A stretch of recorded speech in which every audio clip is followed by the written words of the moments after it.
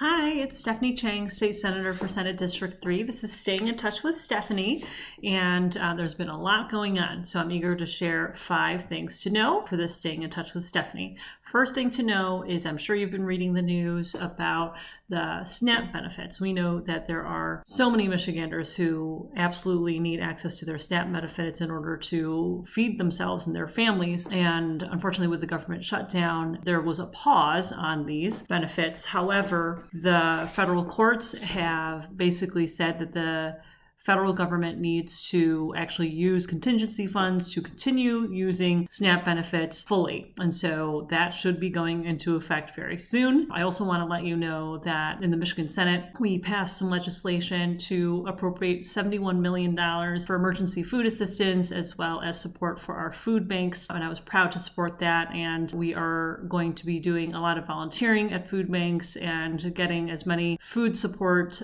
resources out to folks as we can. To encourage everyone to help take care of your neighbors, check in on folks, make sure people have what they need. The second thing is that, very excited about this, in the Michigan Senate Housing and Human Services Committee, we actually passed our bipartisan water affordability bill package this past week. And I've been working on this for a very long time and really proud to work alongside Senators DeMoose and Bayer and Kavanaugh and Irwin and Voino on this, as well as our counterparts in the House that will be soon be introducing this bipartisan bill package. And we believe it'll make a huge difference to make sure that folks get water bills that they can actually afford here in Michigan. And we know so many people are struggling as water bills continue to rise. So we're eager to continue moving this forward. Third update is that in the Senate Judiciary Committee, which I have the honor of chairing, we took testimony on our legislation that I sponsored together with Senator Ruth Johnson to make the service of personal protection orders in Michigan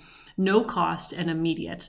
This is very, very important because we know that we can save lives by removing that unfortunate and unnecessary financial barrier. And unfortunately, we have seen the consequences of what that financial barrier can look like in terms of folks who actually secured a PPO that was never served in the case of Latricia Brown. So very grateful to her family for testifying, and we're eager to make sure that we prevent future tragedies from happening. Fourth update is that our legislation to create an air quality enforcement and mitigation fund, we had testimony on this bill in the Energy and Environment Committee. This bill actually did move forward out of the Senate last term and the House committee, but unfortunately did die on the House floor. What this bill would do is make sure that when companies are violating their air quality permits, the fines that they pay would go back to the community in terms of grants to support things like air monitoring or health impact assessments or diesel truck retrofits and things like that, HVAC systems. In the Senate, we passed